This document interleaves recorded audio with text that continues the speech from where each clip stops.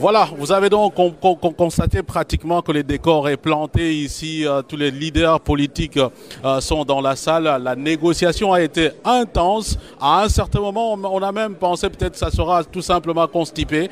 Mais il nous semble bien que tout le monde est enjoué. On dirait même un peu fertile, en tout cas en ce qui concerne les idées. Nous avons promené les micros pour avoir un peu la position de tout un chacun des leaders politiques, du moins ceux que nous avons pu en tout cas contacter pour qu'on puisse avoir un peu la température avant la lecture de l'accord, du communiqué final qui va sanctionner cette conférence des forces politiques et sociales acquises au changement de la République, bien entendu, démocratique du Congo. Je vous propose d'abord les différentes impressions que nous avons pu recueillir tour à tour avec Martin Fayoulou, l'honorable Laurent Batumona et Jean-Bertrand Ewanga de l'UNC. Sans oublier également un membre sociétaire du G7, notamment M. Kyungu Wakumwanza.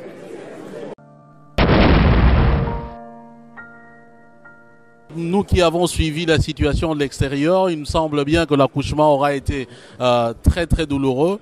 Finalement, l'enfant qui va sortir va satisfaire également le G7 ? Ah ben oui, nous espérons. Hein. Nous avons tout fait pour que nous puissions avoir un enfant solide qui va satisfaire nous qui sommes ses parents. Et bon, il sera là aujourd'hui, cet enfant. Alors, selon certaines indiscrétions, il s'agira peut-être d'un leadership collégial qui sera porté par un candidat qui est Étienne Tshisekedi Wamulumba. Mais finalement, quelle sera la monnaie de rechange que le G7 aura d'un tel accord? Et il ne faut pas précipiter les choses. Vous êtes là pour avoir toute la primeur. Je ne peux pas commenter. Tout est couché sur papier. Vous n'avez qu'à apprécier. Donc je n'ai pas commenté avant la publication des résultats de nos cogitations. Voilà. Et les enjeux sont énormes et nous avons aujourd'hui quelqu'un qui nous dérange. Et cette personne s'appelle M. Kabila. Et donc on ne pouvait pas venir ici et travailler comme si de rien n'était. Et comme si c'était une lettre qui passait à la poste. Mais l'essentiel est que les forces politiques et sociales se sont retrouvées, les forces acquises au changement, pour discuter des problèmes qui se posent dans leur pays, dans notre pays, la RDC. Nous avons depuis novembre 2011 eu les élections, notamment l'élection présidentielle, et c'était un chaos électoral. Et ce chaos électoral, nous avons essayé de résoudre la crise de légitimité née suite à ces chaos. On n'a pas pu. Et voilà aujourd'hui que les Congolaises et les Congolais ont décidé, ceux qui veulent le changement, de venir ici à Bruxelles pour résoudre cette crise. Nous nous sommes mis d'accord pour unir nos efforts, unir nos intelligences, unir nos énergies pour que la constitution de la République soit respectée, pour que l'alternance démocratique se fasse au Congo. Et c'est comme ça que nous avons décidé de ne pas accepter les dialogues de M. Kabila. Nous avons par contre accepté la résolution 2277 du Conseil des Nations, du Conseil de sécurité des Nations Unies. Nous avons fait les déplacements de Kinshasa vers Bruxelles ici. Nous avons traversé les océans. Nous avons abandonné nos affaires quotidiennes. Et j'ai exhorté les amis que nous puissions adopter une position commune par rapport à l'acte d'engagement qui a été proposé et par rapport au Conseil des sages, par rapport à la coordination sur les actions. Et nous avons dit qu'ensemble, nous pouvons construire le Congo. Donc, mettons nos égos de côté pour que nous puissions regarder dans la même direction. C'est un appel solennel. Pour une fois, le président Étienne Tshisekedi a réussi à réunir l'ensemble de l'opposition. Et nous sommes ici présents en Belgique pour adopter cet appel que nous disons par rapport à la vigilance de notre population. Et je crois que nous avons beaucoup travaillé pour que nous puissions nous retrouver tous ensemble pour qu'il n'y ait plus un déséquilibre quelconque. C'est librement que chacun des partis ici ou chacune des plateformes s'engage dans ce processus. Et tout s'est fait dans les règles. Et donc aujourd'hui, on peut dire que c'est un nouveau départ. Une nouvelle démarche s'engage pour arriver à faire respecter la Constitution, à faire en sorte que l'alternance démocratique soit respectée et faire en sorte que les élus du peuple qui doivent venir d'ici quelques mois des élections qui vont arriver, à commencer par le président de la République en novembre et qui terminerait son mandat en décembre, laissent la place à de nouveaux acteurs politiques pour conduire le véritable changement dans ce pays. Alors on a constaté qu'il y a certains leaders qui comptent également mais qui ne sont pas là. Est-ce que vous avez décidé des mécanismes que vous pourriez mettre en place pour les faire rentrer dans les rangs comme on dit, ou bien finalement on risquerait d'assister à une situation où l'opposition, même si vous avez trouvé une solution ici finalement, ça s'en sortirait quelque peu aussi fragilisé avec plusieurs camps? Bien entendu, notre souhait est de voir tout le monde, tous ceux de l'opposition nous rejoindre. Mais chacun est libre, on ne peut pas forcer les gens. Nous ne pouvons pas d'un côté dire que nous allons vers une situation de démocratie et obliger les gens à s'engager. Chacun considère, examine les propositions qui lui sont faites et s'engage ou se désengage. Voilà. Aujourd'hui, nous considérons que c'est un grand pas qui a été franchi. Souvenez-vous qu'il y a quelques mois, on nous parlait d'une alliance UDPS, pouvoir en place à Kinshasa. Aujourd'hui, la réalité éclate aux yeux de tout le monde et donc nous allons nous engager dans ce nouveau processus avec détermination, avec intelligence et avec habileté. Oui, on n'a pas de choix. L'INC va adopter parce que l'INC a dépêché et d'accord avec la délégation de la dynamique qui est venue ici. Et le travail qui a été abattu ici, c'est à la grande satisfaction de tous les partis de la dynamique. Et l'INC, c'est un des piliers de la dynamique. Ça passera, ça passera. Ça passera, est-ce que vous êtes décidé, on ne connaît pas encore le contenu de l'accord, maintenant s'il y a un leadership commun ou bien finalement ça sera porté par peut-être quelqu'un face à l'autre camp, ou bien là vous allez y aller un peu comme d'habitude en vaille-que-vaille avec plusieurs plateformes? De toute façon, nous évoluons dans l'unité, dans la diversité. Unité dans la diversité. Ça a toujours été le principe de toutes les oppositions du monde. Mais l'essentiel ici, c'est que nous avons réussi à sceller l'unité, cette unité, de manière fonctionnelle. C'est-à-dire que demain, au lieu de suivre à Kinshasa ou ici en Europe, les actions isolées d'une plateforme, maintenant c'est toute l'opposition.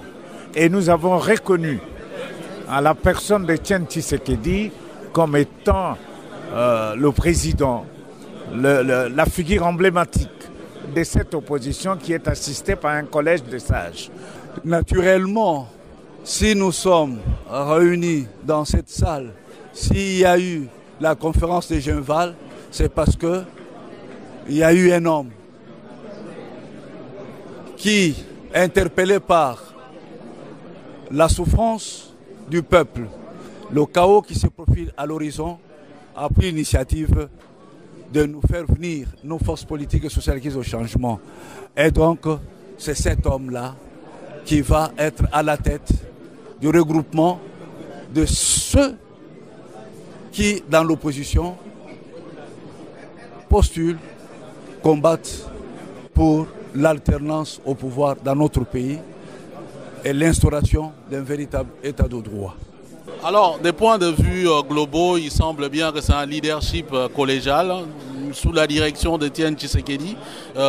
Est-ce que finalement, c'est, enfin, comment dire, ça court jusqu'au camp? Peut-être pour une éventuelle transition si jamais il n'y a pas élection, ou bien c'est tout simplement pour mettre la pression à Kabila et d'accepter qu'au 19 décembre prochain, il puisse quitter le pouvoir. Etienne Tshisekedi a dit que le mot dialogue était dans l'ADN des Congolais. Il n'a pas dit que le mot transition était aussi dans l'ADN des Congolais. Nous refusons toute forme de transition. Aujourd'hui, nous sommes pour le respect de la Constitution. Elle n'évoque en aucun lieu une transition quelconque. On n'est pas là pour échafauder des projets qui ne respecteraient pas la volonté du peuple congolais. À 85%, le peuple s'est déterminé pour cette Constitution qui fixe un mandat de 5 ans, renouvelable une fois.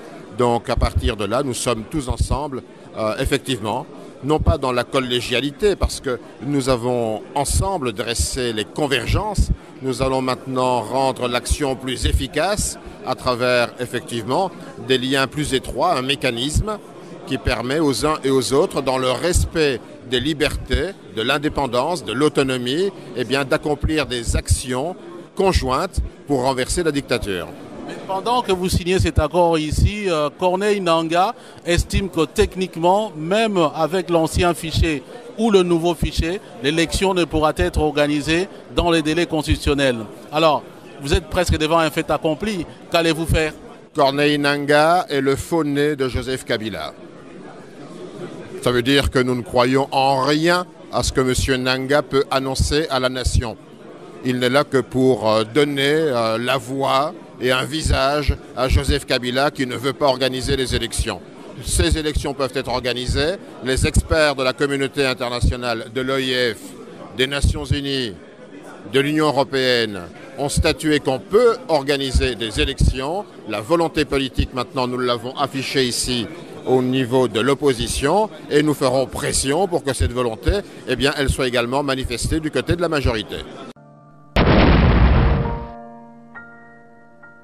Voilà, vous l'avez donc suivi. Il semble bien que la décision principale de ce conclave à Genval en Belgique, c'est donc un leadership collectif mais qui sera incarné par Étienne Tshisekedi wa Mulumba. Alors, on verra bien si cela sera confirmé par l'accord qui nous sera lu tout à l'heure. Mais ça, pour moi, c'est donc la grande ligne ou le grand acquis de ces travaux qui se sont déroulés ici en Belgique. Voilà, restez toujours branchés. Nous continuons à suivre la situation pour vous. Et on ne manquera pas, si jamais, il y a quelque chose de tout à fait exceptionnel d'être là, en tout cas pour vous servir. Depuis cette salle de l'hôtel Codige, oui, l'hôtel du lac, du château du lac, Fabian Varkouswanika, Wabuka Kabakata, Kapungwa Mundeli, Mianamia Kongo, Ngunga Kuputu pour www.changu.com.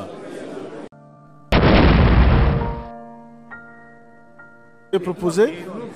Et par rapport au Conseil des sages, par rapport à la coordination sur les actions, nous avons dit qu'ensemble nous pouvons construire le Congo. Donc mettons nos égos de côté pour que nous puissions regarder dans la même direction. C'est un appel solennel.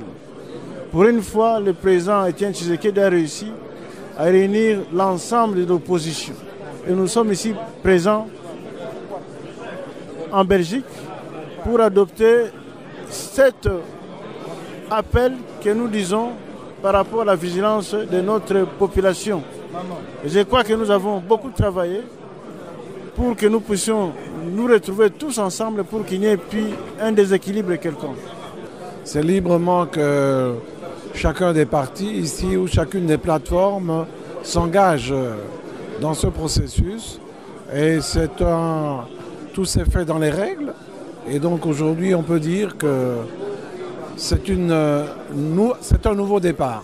Une nouvelle démarche s'engage pour arriver à faire respecter la Constitution, à faire en sorte que l'alternance démocratique soit respectée et faire en sorte que les élus du peuple qui doivent venir d'ici quelques mois des élections qui vont arriver, à commencer par le président de la République en novembre et qui terminerait son mandat en décembre, laisse la place à de nouveaux acteurs politiques pour conduire le véritable changement dans ce pays.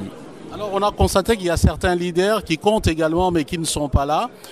Est-ce que vous avez décidé des mécanismes que vous pourriez mettre en place pour les faire rentrer dans les rangs comme on dit, ou bien finalement on risquerait d'assister à une situation où l'opposition, même si vous avez trouvé une solution ici, finalement ça s'en sortirait quelque peu aussi fragilisé avec plusieurs camps? Bien entendu, notre souhait est de voir tout le monde, tous ceux de l'opposition, nous rejoindre. Mais chacun est libre, on ne peut pas forcer les gens. Nous ne pouvons pas d'un côté dire que nous allons vers une situation de démocratie et obliger les gens à s'engager. Chacun considère, examine les propositions qui lui sont faites et s'engage ou se désengage. Voilà. Aujourd'hui, nous considérons que c'est un grand pas qui a été franchi. Vous souvenez-vous qu'il y a quelques mois, on nous parlait d'une alliance UDPS pouvoir en place à Kinshasa. Aujourd'hui, la réalité éclate aux yeux de tout le monde et donc nous allons nous engager dans ce nouveau processus avec détermination, avec intelligence et avec habileté. Oui, on n'a pas de choix. L'INC va adopter parce que l'INC a dépêché et d'accord avec la délégation de la dynamique qui est venue ici. Et le travail qui a été abattu ici, c'est à la grande satisfaction de toutes les parties de la dynamique. Et l'INC, c'est un des piliers de la dynamique. Ça passera, ça passera. Ça passera, est-ce que vous êtes décidé, bon, on ne connaît pas encore le contenu de l'accord, maintenant s'il y a un leadership commun ou bien finalement ça sera porté par peut-être quelqu'un face à l'autre camp ou bien ben là vous allez y aller un peu comme d'habitude en vaille-que-vaille avec plusieurs plateformes? De toute façon, nous évoluons dans l'unité, dans la diversité. Unité dans la diversité. Ça a toujours été le principe de toutes les oppositions du monde. Mais l'essentiel ici, c'est que nous avons réussi à sceller l'unité, cette unité, de manière fonctionnelle.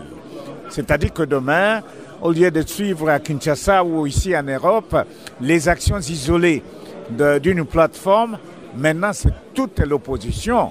Et nous avons reconnu à la personne de Etienne Tshisekedi comme étant le président, la figure emblématique de cette opposition qui est assistée par un collège de sages. Naturellement, si nous sommes réunis dans cette salle, s'il y a eu la conférence de Genval, c'est... Voilà, vous avez donc constaté pratiquement que le décor est planté ici. Tous les leaders politiques sont dans la salle. La négociation a été intense. À un certain moment, on a même pensé peut-être que ça sera tout simplement constipé. Mais il nous semble bien que tout le monde est enjoué. On dirait même un peu fertile, en tout cas en ce qui concerne les idées. Nous avons promené les micros pour avoir un peu la position de tout un chacun des leaders politiques, du moins ceux que nous avons pu en tout cas contacter pour qu'on puisse avoir un peu la température avant la lecture de l'accord, du communiqué final qui va sanctionner cette conférence des forces politiques et sociales acquises au changement de la République, bien entendu, démocratique du Congo. Je vous propose d'abord les différentes impressions que nous avons pu recueillir tour à tour avec Martin Fayoulou, l'honorable Laurent Batumona et Jean-Bertrand Ewanga de l'UNC. Sans oublier également un membre sociétaire du G7, notamment M. Kyungu Wakumwanza.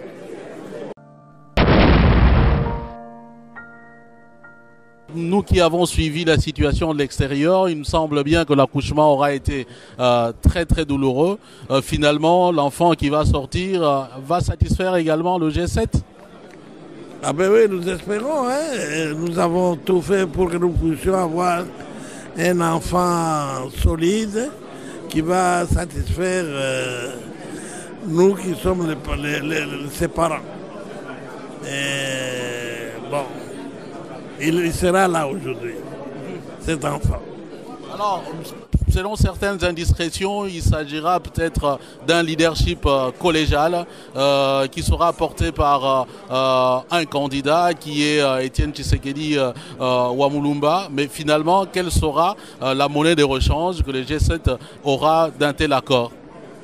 Et il ne faut pas précipiter les choses. Vous êtes là pour avoir toute la primeur. Parce que il y a eu un homme qui, interpellé par la souffrance du peuple, le chaos qui se profile à l'horizon, a pris l'initiative de nous faire venir, nos forces politiques et sociales qui au changement. Et donc, c'est cet homme-là qui va être à la tête du regroupement de ceux qui, dans l'opposition, postulent, combattent pour l'alternance au pouvoir dans notre pays et l'instauration d'un véritable état de droit. Alors, des points de vue globaux, il semble bien que c'est un leadership collégial sous la direction d'Étienne Tshisekedi. Est-ce que finalement, c'est, enfin, comment dire, ça court jusqu'au camp? Peut-être pour une éventuelle transition si jamais il n'y a pas élection, ou bien c'est tout simplement pour mettre la pression à Kabila et d'accepter qu'au 19 décembre prochain, il puisse quitter le pouvoir. Étienne Tshisekedi a dit que le mot dialogue était dans l'ADN des Congolais. Il n'a pas dit que le mot transition était aussi dans l'ADN des Congolais. Nous refusons toute forme de transition. Aujourd'hui, nous sommes pour le respect de la Constitution. Elle n'évoque en aucun lieu une transition quelconque. On n'est pas là pour échafauder des projets qui ne respecteraient pas la volonté du peuple congolais. À 85%, le peuple s'est déterminé pour cette constitution qui fixe un mandat de 5 ans, renouvelable une fois. Donc à partir de là, nous sommes tous ensemble, effectivement, non pas dans la collégialité, parce que nous avons ensemble dressé les convergences. Nous allons maintenant rendre l'action plus efficace à travers, effectivement, des liens plus étroits, un mécanisme qui permet aux uns et aux autres, dans le respect des libertés, de l'indépendance, de l'autonomie, eh bien, d'accomplir des actions conjointes pour renverser la dictature. Mais pendant que vous signez cet accord ici, Corneille Nangaa estime que... Je ne peux pas commenter, tout est couché sur papier, vous n'avez qu'à apprécier. Donc je n'ai pas commenté avant la publication des résultats de nos cogitations. Voilà. Et les enjeux sont énormes et nous avons aujourd'hui quelqu'un qui nous dérange. Et cette personne s'appelle M. Kabila. Et donc on ne pouvait pas venir ici et travailler comme si de rien n'était. Et comme si c'était une lettre qui passait à la poste. Mais l'essentiel est que les forces politiques et sociales se sont retrouvées, les forces acquises au changement, pour discuter des problèmes qui se posent dans leur pays, dans notre pays, la RDC. Nous avons depuis novembre 2011 eu les élections, notamment l'élection présidentielle, et c'était un chaos électoral. Et ce chaos électoral, nous avons essayé de résoudre la crise de légitimité née suite à ce chaos. On n'a pas pu. Et voilà aujourd'hui que les Congolaises et les Congolais ont décidé, ceux qui veulent le changement, de venir ici à Bruxelles pour résoudre cette crise.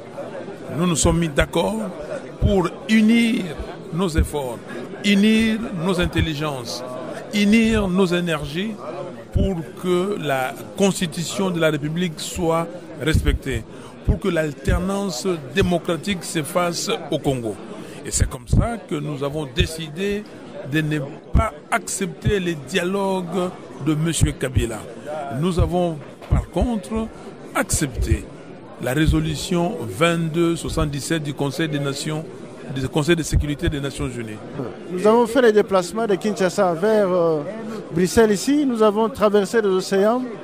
Nous avons abandonné nos affaires quotidiennes. Et j'ai exhorté les amis que nous puissions adopter une position commune par rapport à l'acte d'engagement qui a été